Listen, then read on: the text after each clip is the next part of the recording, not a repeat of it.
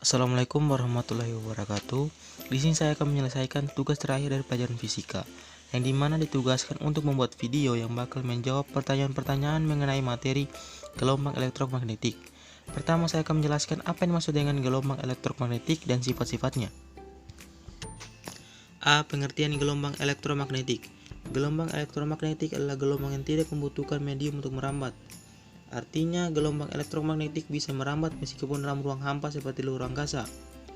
Gelombang elektromagnetik dibentuk oleh medan magnet dan medan listrik yang saling merambat tegak lurus. Sumber penghasil gelombang elektromagnetik berbeda-beda. Beberapa di antaranya dihasilkan oleh nuklir atau atomik yang di dalamnya memuat fisika kuantum. Perhatikan ilustrasi gelombang elektromagnetik berikut ini. Untuk kelajuan gelombang elektromagnetik bisa ditentukan yang bersama berikut. C adalah kelajuan gelombang elektromagnetik, E adalah besar medan listrik, dan B besar medan magnet. B. Sifat-sifat gelombang elektromagnetik. Adapun sifat gelombang elektromagnetik adalah sebagai berikut. Memiliki kecepatan konstan di ruang hampa yaitu sebesar 3 kali 10⁸ meter per sekon. Tidak dapat dibangun oleh medan listrik maupun medan magnet karena tidak bermuatan listrik. Termasuk gelombang transversal, energi ekspektasi pada besaran frekuensi. Energinya ekspektasi pada besaran frekuensi, hal itu dasar pada persamaan Planck berikut. E. Energi radiasi, H. Ada konstanta Planck, F. Frekuensi, C. Kelajuan cahaya, dan lambda panjang gelombang. Soal nomor 1 beserta jawabannya. 1. Berdasarkan sifat-sifat gelombang elektromagnetik, apakah cahaya tampak dan suara termasuk gelombang elektromagnetik? Jawabannya, cahaya termasuk gelombang elektromagnetik, sedangkan suara atau bunyi tidak termasuk gelombang elektromagnetik. Karena cahaya memiliki sifat gelombang elektromagnetik, sifat-sifat tersebut antara lain dapat dipantulkan, dapat dibiaskan, dapat mengalami difraksi, dapat mengalami polarisasi, dan memiliki cepat rambat 3 kali 10⁻m per sekon. Sedangkan bunyi atau suara, gelombangnya memerlukan zat perantara dalam rambatannya. Gelombang elektromagnetik adalah gelombang yang tidak memerlukan perantara atau medium dalam rambatannya. Soal nomor 2 beserta jawabannya. 2. Jelaskan manfaat dan bahayanya dari 7 spektrum gelombang elektromagnetik. Gelombang radio, gelombang mikro, sinar inframerah, cahaya tampak, sinar UV, sinar X, dan sinar gamma. 1. Gelombang radio. Manfaatnya, gelombang yang digunakan sebagai gelombang pembawa audio atau suara. Biasanya kamu kenal sebagai radio. Dampak negatif, radiasi gelombang radio dapat menimbulkan induksi gelombang elektromagnetik. Induksi gelombang elektromagnetik dapat mempengaruhi ion positif dan ion negatif di sekeliling pancaran radiasinya. Di dalam tubuh manusia terdapat ion-ion yang bermuatan positif maupun negatif. Apabila pengaruh radiasi melebihi batas ambang yang dapat diterima oleh tubuh manusia, maka akan terjadi ketidakseimbangan muatan ion di dalam tubuh manusia yang akan berakibat pada terganggunya fungsi-fungsi organ tubuh atau metabolisme dalam tubuh. Jika ini terjadi pada jangka waktu lama, maka kesehatan orang tersebut akan terganggu. 2. Gelombang mikro. Manfaatnya, pemanas makanan atau microwave untuk komunikasi pada teknologi radar, menganalisis struktur atomik dan molekul, memandu pendataan pesawat, mendeteksi keberadaan suatu objek. Dampak negatif, bersifat karsinogenik.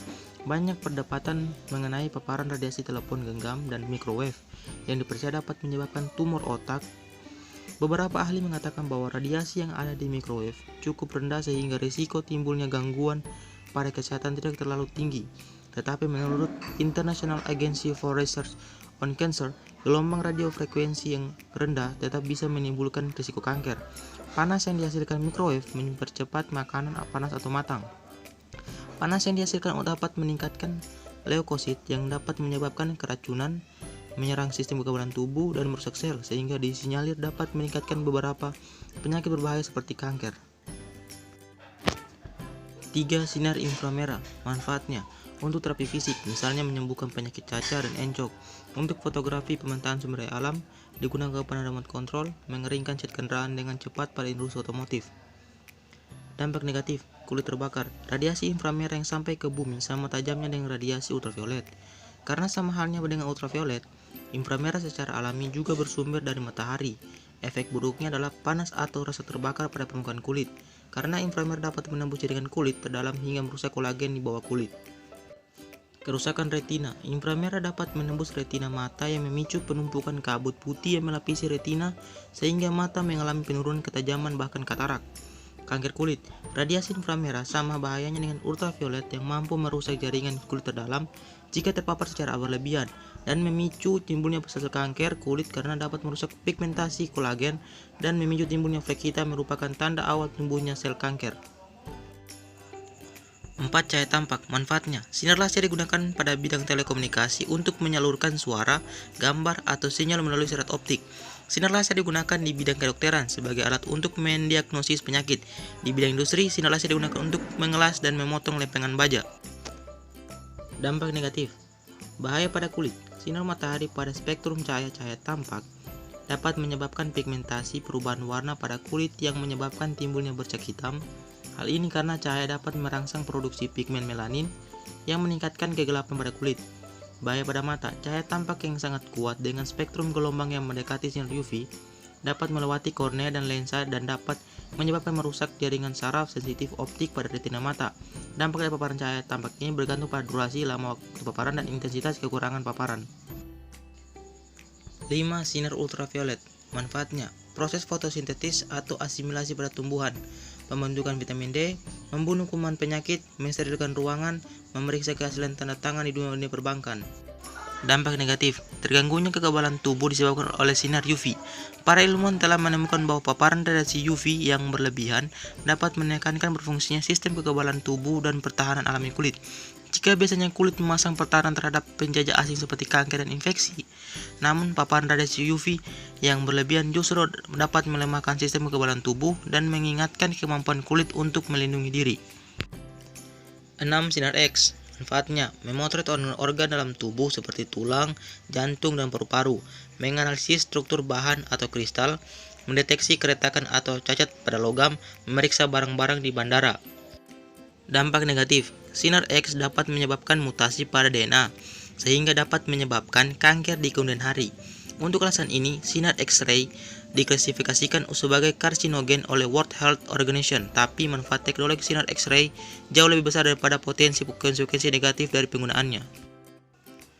7. Sinar gamma. Manfaat terapi kanker, sterilisasi peralatan rumah sakit, sterilisasi makanan kemasan, pembuatan varietasi tanaman unggul tahan lama, mengurangi populasi hama. Dampak negatif. Paparan sinar ini bisa menyebabkan kerusakan pada DNA sel kanker, sehingga menghambat pertumbuhan dan penyebaran sel kanker.